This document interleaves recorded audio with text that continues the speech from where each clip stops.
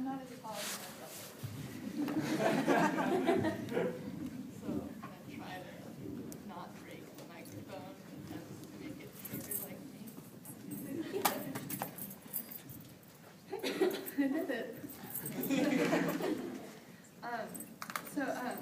Actually, appropriate for this piece, I suddenly decided while I was in here that papers look like terrible when they're just like really square and boxy, and like especially for poetry, like just like, again, I always use them. So I'm like, well, I'll just tear off all the edges. So I'm like back there like a chipmunk, like tearing away at the edges, like, which is funny because this piece is called Panic.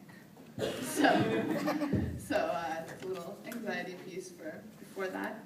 Anyway, I'll just go into it.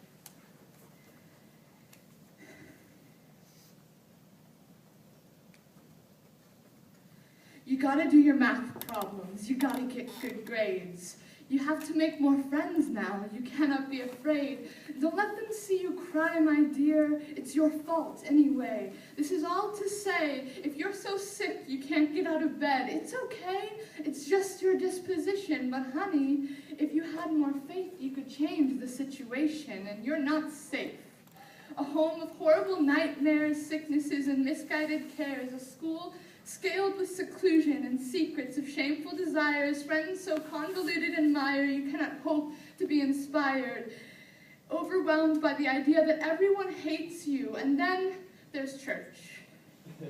Needless to say, there's no peace in that place. Their ideas make your mind unsafe. So if you're 14 and you walk into a room with no space for you to be with anybody, and your head is pounding with the blue blood of anxiety, if you think they see how intimidated, how small you feel, just breathe.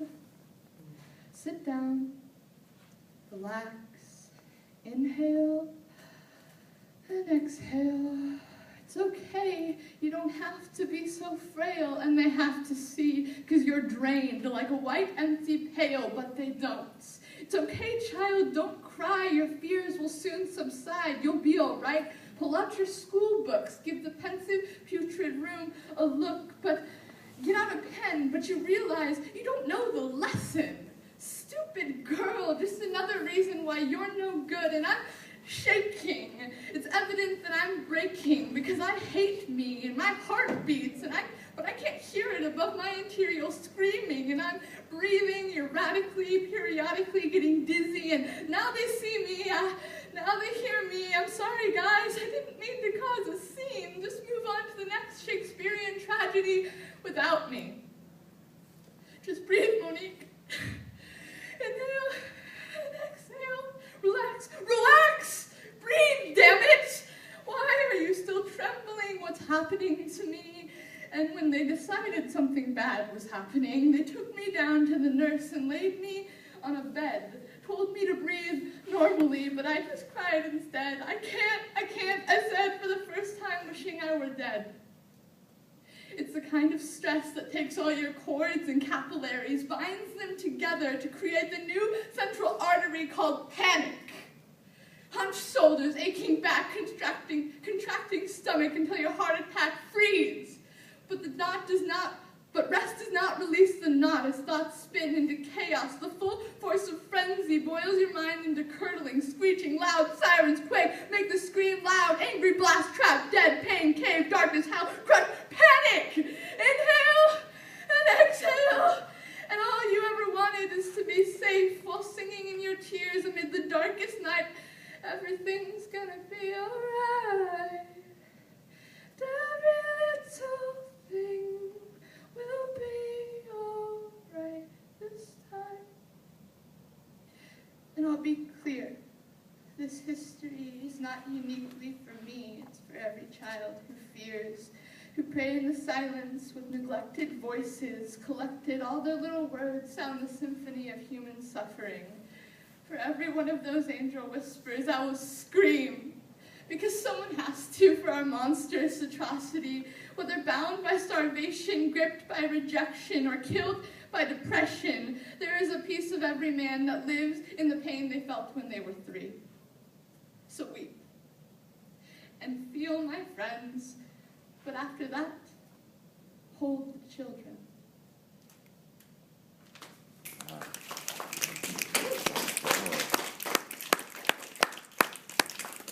So, I don't know how to transition from like that piece to this piece, because, yeah, and so the next piece, I think I have it memorized. We'll find out. I mean, just like, go along the ride with me. And I mean, I'm still shaking, because when I do that piece, I like have like I get pretty close to a panic attack, so we're working down from that. So take a couple group inhales.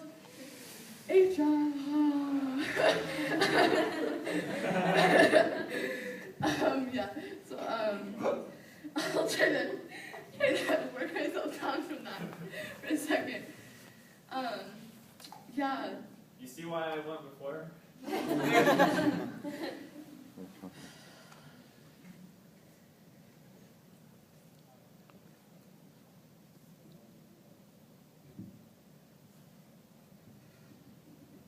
it, girl. I like you. There, I said it. I like you. I really do. I'm yelling it, shouting it, screaming it at your face, but you don't hear a trace. And then I just whispered it to your eyes, and then you see.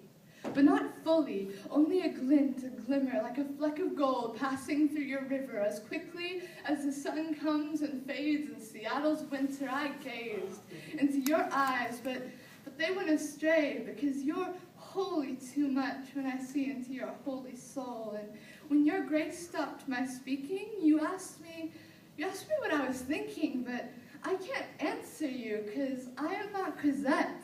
I'm Eponine. I don't fall in love, I just fall into bullets. So sit down beside me, because, sir, you are a tree. You exude oxygen. Won't you stay for my final respiration? Oh, that's interesting.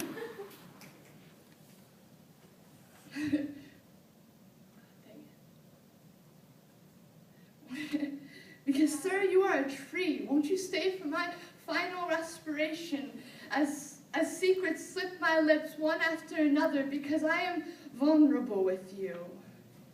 But you don't understand. I told that tendon that holds my head high that I wouldn't reveal all of me, because there is no we. But is that something you could dream?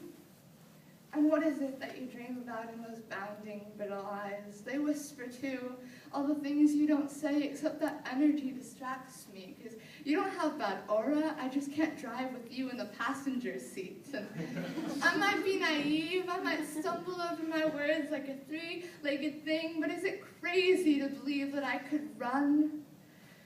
Because your composure blew out my light bulbs. I walk on, but I fear that I'm forgetting gravity, and I have an aptitude for tragedy, so I'm falling.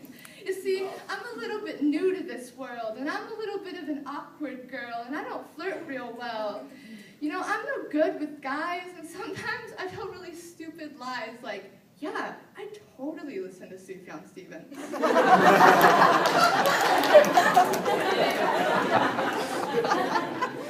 But I told you at coffee when you asked what I was thinking, that I would tell you later.